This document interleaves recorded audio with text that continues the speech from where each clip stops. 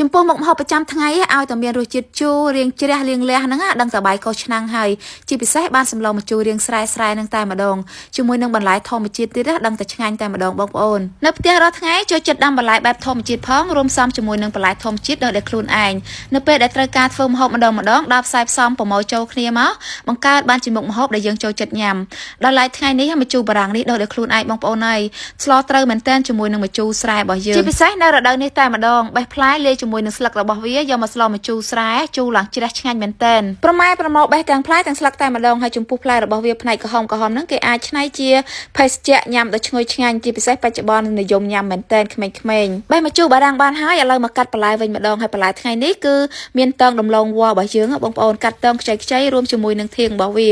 ចាស់ពីដើមគាត់និយមចូលចិត្តស្លមែនតើដាំដំឡូងវ៉ានេះបានពីបេរងដែរប្រើបានទាំងស្លឹកប្រើបានទាំងមើមធ្វើមុខម្ហូបផ្សេងដែលមិនចេះចិនណាយចាស់ពីដើមនៅតំបន់នាងខ្ញុំឲ្យតែបានតងដំឡូងវ៉ាក៏ដូចជាធាងរបស់វាហ្នឹងគឺគាត់ចូលចិត្តសក់អញ្ចឹងបងប្អូនប្រតែនាងខ្ញុំអត់សក់ទេហើយស្លជាមួយនឹងត្រីធម្មជាតិរបស់យើងរួមជាមួយនឹងម្អមក៏ដូចជាជីនឹងវងសម្រាប់បងឡើងឈ្ងុយឈ្ងប់តែម្ដងហើយចំពោះតងដំឡូងនៅតំបន់ខ្លះគឺនាងខ្ញុំឃើញស្លជាមួយនឹងត្រួយខ្ចីអត់យកធាងរបស់វាអញ្ចឹងណាតាមការចូលចិត្តរៀងខ្លួនអញ្ចឹងបងប្អូនហើយឥឡូវចាប់ផ្ដើមមកកាត់ម្ជូររបស់យើងវិញម្ដងយកតែផ្នែកក្រហមដើម្បីស្លលាយជាមួយនឹងស្លឹកនេះក្នុងការស្លម្ជូរស្រែម្ដងចំពោះគ្រួសារនាងខ្ញុំដោយសពមួយដងអញ្ចឹងបងប្អូនគឺស្លអត់ដែលប្រើស្ករទេដាំទឹកឲ្យពុះដាក់គល់ស្ក្រៃក៏ដូចជាមើមខ្ទឹមសរបស់យើងដាក់ប្រហុកចូលដាក់សាច់ត្រីចូលតែម្ដងបន្ទាប់មកបន្ថែមទឹកត្រីអំបិលប៊ីចេងតាមទំនៀមទម្លាប់ក៏ដូចជាតាមការចូលចិត្តសមាជិកគ្រួសារនីមួយជាពិសេសទៅតាមតំបន់ផ្សេងគ្នានិងតាមខេត្តអីគឺមិនដូចគ្នាទេថ្ងៃនេះក៏សូមណែនាំបងប្អូនទាំងអស់គ្នាអំពីវីតាមីនជួយពន្យាភាពចាស់គឺ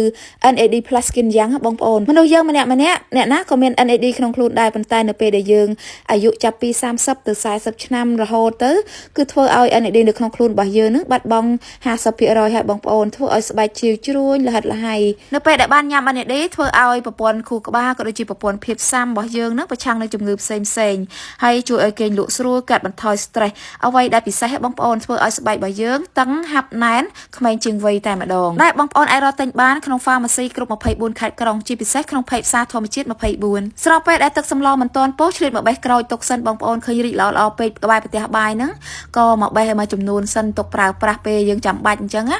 ហើយបន្ទាប់មកគឺយើងបង់ម្ជូររបស់យើងចូលតែម្ដងបង់ទាំង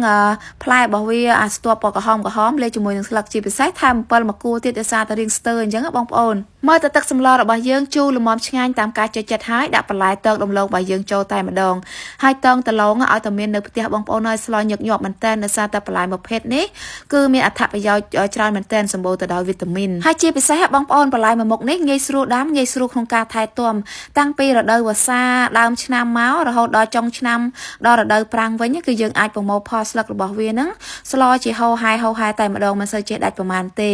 បានទាំងមើមបានទាំងស្លឹកឲ្យតនេអីមានដីច្រើនណាបងប្អូនចូលរួមដាំដំណាំធម្មជាតិសម្រាប់គ្រួសារយើងទាំងអស់គ្នា